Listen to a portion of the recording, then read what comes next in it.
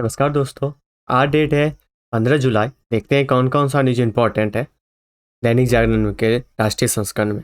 आज जो पहला न्यूज है वो दिया हुआ है कोरोना काल में कार्यपालिका के जो कार्य क्षेत्र है, क्या उसमें अदालत को, न्यायपालिका को दखल देना चाहिए या नहीं देना चाहिए।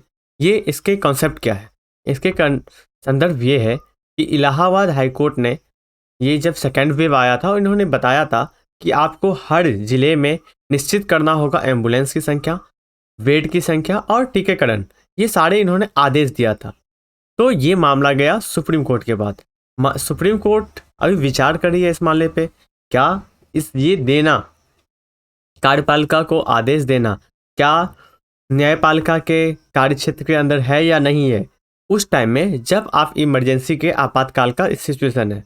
ऐसे तो आप दे सकते हैं, ऐसे कार्यपालिका का काम है, सॉरी न्यायपालिका का काम है कि विधायिका और कार्यपालिका के कार्यों को चेक करना, ठीक है, कि इनकी कार्य ठीक है या नहीं है। बट आपातकाल की स्थिति में क्या ऐसा करना सही है या नहीं है, इसी के लेके ये संवैधानिक तौर पे बताया जा रहा है, ये आर्टिकल है। तो इसको आप पढ़िएगा कि कार्यपालिका के क्षेत्र में क्या न्यायपालिका दखल दे सकती है, वो भी आपातकाल के समय में। तो ये कंटेस्ट हमने बताया है। नेक्स्ट आर्टिकल दूसरा है कि अफगानिस्तान में शांति बहार के लिए 3 सूत्रीय एजेंडा रखा गया है। जयशंकर है, एस जयशंकर, जो हमारे विदेश मंत्री है, ये अभी कजाकिस्तान में है, ठीक है। और ये एससीओ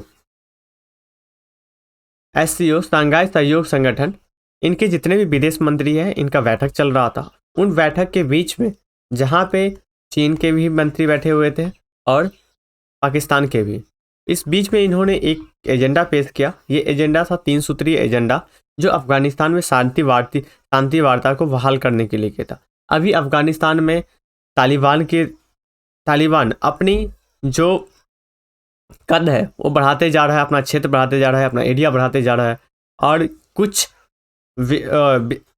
एक्सपर्ट का कहना है कि कुछ ही हफ्ते के बाद तालिबान अफगानिस्तान के सत्ता पे काबिज हो जाएगा।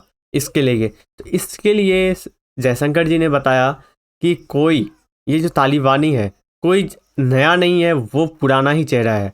हम जो पुराना फाते था, पुराना जो चीज़ें थी, उसको फिर से दोहराना नहीं चाहिए। ओके, तो इसमें वही बात की जा रही है कि आपको एक लोकतंत्र बहाल करने की ज़रूरत है। एक स्वतंत्र निष्पक्ष लोकतंत्र की देश की ज़रूरत है, जो कि आपको बहाल करने के लिए पूरा वर्ल्ड को साथ में आना पड़ेगा। और ये बहाल कहाँ पे करना पड़ेगा? अफगानिस्तान में। इससे रिलेटेड है, शांति वार्ता से रिलेटेड। तो आपको एससीओ के बारे में, ठीक है, शंघाई सहयोग संगठन के बारे में आज देख लेना है और इस न्यूज़ को भी कवर कर लेना है। नेक्स्ट आर्टिकल है सेना में महिलाओं के जो अधिकारियों का जो संघर्ष था, जो मतलब कि सेना में महिला भी साथ आ सकती है, नहीं आ सकती है, लेकिन कुछ दिन पहले ही सुप्रीम कोर्ट ने इसके लिए हरी झंडी दे दी थी कि महिलाएं भी अब शामिल हो सकता है। 25 मार्च को सुप्रीम कोर्ट ने बुलाया था कि महिला भी अब अधिकारी बन सकती है, इसके लिए क्या था। तो ये आप जीएस पेपर 1 के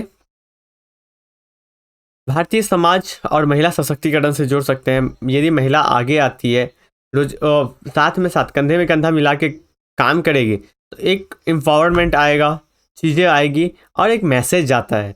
जैसे आप देखे होंगे कि कोई फाइटर जेट यदि कोई महिला चलाती है, तो दूसरे जो बच्चे होते हैं वो भी अपना मॉडल मानने लगते हैं उनको, कि मैं भी ऐसा करूँगा। यदि वो महिला उस फाइटर जेट को नहीं चलाती, तो क्या ये बच्चे सपने देखना स्टार्ट करते? नहीं, कभी नहीं। क्या कोई टॉपर को आप जब देखते हो या इंस्पिरेशन होते हो किसी व्यक्ति से, किसी चीज़ों से, फिर जाके आप सोचते हो कि हाँ, मुझे भी आईएएस करना है। यदि वो टॉपर या फिर वो आईएएस उस समय नहीं होता, तो आपको इम्प्रेस करता हो सिचुएशन?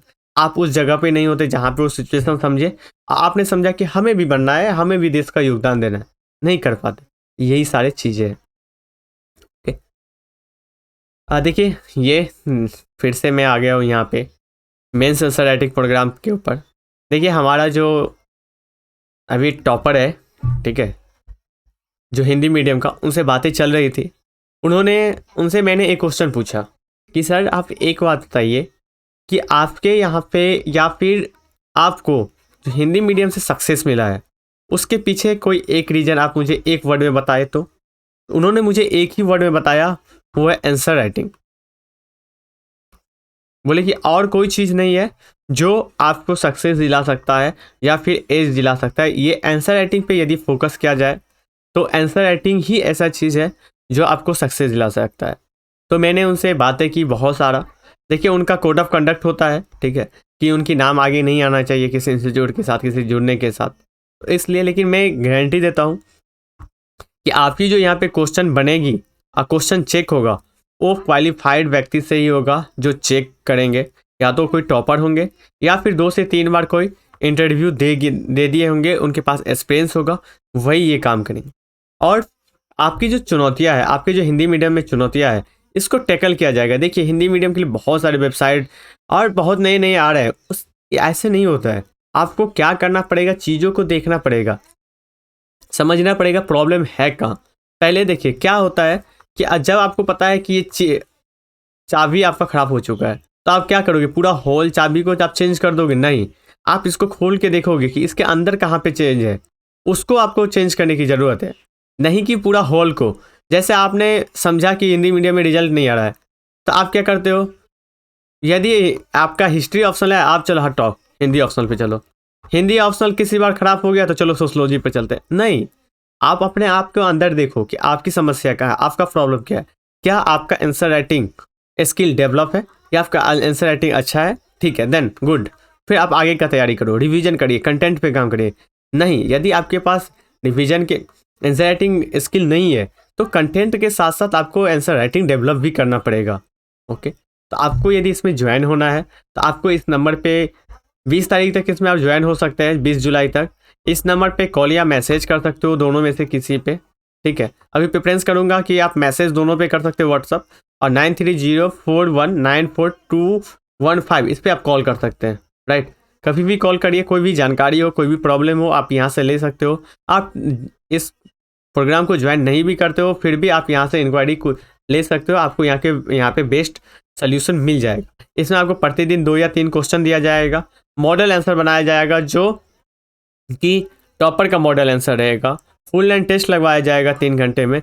इसका फिर फुल लाइन टेस्ट का आपको कॉपी चेक किया जाएगा, उसके बाद आपको फीडबैक दिया जाएगा आपको किस कंटेंट में कहाँ पे काम करना है। ये चीज़ें आप देख लीजिएगा और यदि ज्वाइन करना होगा तो इस नंबर पे आप कॉल या मैसेज कर सकते हैं। चलिए अपने आर्टिकल की तरफ चलते हैं। इस पेज में आर्टिकल नहीं है, इस पेज में है कि एलएसी पे जो विवाद चल रही है, ठीक है, वास्तविक नियंत्रण रेखा जो चाइना और इंडिया के बीच में पड़ता है, ये 1 साल से ज़्यादा हो चुका है इसका विवाद का। तो दोनों ही बता रहे हैं कि इस विवाद को अब लंबा खींचने की ज़रूरत नहीं है, इससे दोनों ही देश पे इफेक्ट पड़ेगा और दोनों ही देश का विकास बाधित होगा। तो इसके लिए दोनों जन एक सुलझा, मतलब बता सकते हो समस्या को ख़त्म करने के आगे बढ़ रहे हैं। तो ये अच्छी खबर है, आपको देख लेना है और इंडिया और चाइना के रिलेशन के बारे में देख लेना है क्या रिलेशन है। नेक्स्ट आर्टिकल इस पेज में देखिए, ये जो केरल के राज्यपाल है इन्होंने अपना उपवास रखा है, ठीक है, मतलब एक अनशन करके रखा है दहेज से रिलेटेड। यदि आपको दहेज से रिलेटेड जानकारी लेनी है तो अब हमें व्हाट्सअप करिए, वहाँ पे मैंने एडिटोरियल डिस्कशन किया था, उसका मैं आपको लिंक दे दूँगा। ठीक है, उस लिंक के माध्यम से आप वहाँ पे दहेज प्रथा जो है, जो कुरीतियाँ है, उससे बचने के लिए क्या क्या प्रॉब्लम है और गवर्नमेंट के द्वारा क्या किया जाता है और सोल्यूशन क्या है, सारे मैंने डिस्कस किया है। ठीक है, एडिटोरियल में, वहाँ से मैं आपको वीडियो प्रोवाइड कर दूंगा, वहाँ से आप ले सकते हो। इसलिए आप मुझे नंबर पे मैसेज या व्हाट्सअप कर दीजिएगा, दोनों नंबर मैंने प्रोवाइड कर दिया आगे। ओके, तो दहेज प्रथा से रिलेटेड है, इसको आप एडिटोरियल डिस्कशन के वीडियो से कवर कर लीजिएगा। नेक्स्ट आर्टिकल इस पेज में नहीं है, इस पेज में है मनरेगा से संबंधित। मनरेगा क्या होता है? महात्मा गांधी नरेगा स्कीम जो है, जिसमें 100 साल के लिए, ठीक है, महात्मा गांधी नेशनल गारंटी रोजगार योजना, ठीक है, इसमें 100 दिन के लिए आपको रोजगार प्रोवाइड करने का बात किया जाता है। तो इसमें बताया गया है कि 2 लाख व्यक्ति इसको रोजगार को पूरा कर सके, लेकिन कोविड के टाइम में ये बताया जाता था कि ये जो टाइम है इसको बढ़ाने की ज़रूरत है। इसके रिलेटेड है, मनरेगा स्कीम के बारे में पढ़ लीजिएगा। मनरेगा स्कीम किस तरह से गरीबों के उत्थान के लिए उपयोगी है, किस तरह से बाजार में मांग को बढ़ाने के लिए उपयोगी है। क्या मनरेगा जो स्कीम है उसको शहरी, ये ग्रामीण स्तर पे होता है, इसको शहरी मॉडल के रूप में आप बना सकते हैं कि नहीं बना सकते? ये सारे क्वेश्चन है जो आपको सोचना है इसमें। ओके, नेक्स्ट आर्टिकल, ये सारा भी एडिटोरियल डिस्कशन में मैंने कवर कर लिया है। आप मुझे मैसेज करिए, वहाँ से आपको वीडियो मिल जाएगा। नेक्स्ट आर्टिकल इस पेज में नहीं है, इस पेज में है राज कानून के खिलाफ सुप्रीम कोर्ट में याचिका है। फिर से राज कानून जो विरोध है उसके लिए भी मैंने एडिटोरियल डिस्कशन किया है। ये जितने भी आपको टॉपिक आते हैं इससे कोई ना कोई हिंदू में एडिटोरियल आता है, राइट। उस एडिटोरियल को हम डिटेल में डिस्कस करते हैं और उसका वहाँ से आपको नोट्स भी मिल जाएगा। तो आप उसके लिए हमें एक बार ज़रूर मैसेज करें, वहाँ से आपको मिल जाएगा। और वीडियो देखें, वीडियो से पूरी समझ आ जाएगी। इसमें ज़्यादा समझ में नहीं आएगा लेकिन वहाँ से आपको अच्छे से तरीके से समझ में आ जाएगा। तो ये आप पढ़ लीजिएगा और वीडियो से कवर कर लीजिएगा। नेक्स्ट आर्टिकल है सहकारिता के क्षेत्र में नई पहल। तो इसके बारे में आपको देख लेना है, सहकारिता के क्षेत्र में गवर्नमेंट के द्वारा क्या क्या पहल किया जा रहा है, इसके बारे में पढ़ लीजिएगा। नेक्स्ट आर्टिकल, अर्थव्यवस्था में जो चुनौतियां है, महंगाई जो बढ़ रही है, जैसे पेट्रोल का महंगाई बढ़ रही है, आपने सरसों का तेल अभी यूज़ करना स्टार्ट किया होगा तो सरसों का तेल का महंगाई बढ़ रही है। ये सारे क्या है महंगाई बढ़ने का कारण, और कहीं ना कहीं एक तरह से कोविड के टाइम में जो प्रभावित हो रहे हैं उसी से रिलेटेड है। इसमें कुछ आपको मध्य प्रदेश का बात किया जाता है, शिवराज सिंह चौहान जो वहाँ के मुख्यमंत्री हैं उनका बात किया जाता है उसके कार्यक्रम, लेकिन आपको इस पर ध्यान नहीं देना है। आपको एक ब्रॉड लेवल पे, इंडिया लेवल पे सोचना है कि महंगाई का क्या प्रभाव पड़ रहा है। ओके, नेक्स्ट आर्टिकल इस पेज में नहीं है, इस पेज में नहीं है, इस पेज में है पुरातन कलाकृतियों को खोज किया गया है, तो इसके बारे में देखना है। ये जो नेशनल पार्क है, ठीक है, city of Davis national park, ये इजराइल में है। इजराइल के कहाँ पे है इसको आपको देख लेना है, राइट। ये आर्टिकल आपको पढ़ लेना है, ये आर्ट एंड कल्चर के लिए इंपॉर्टेंट है।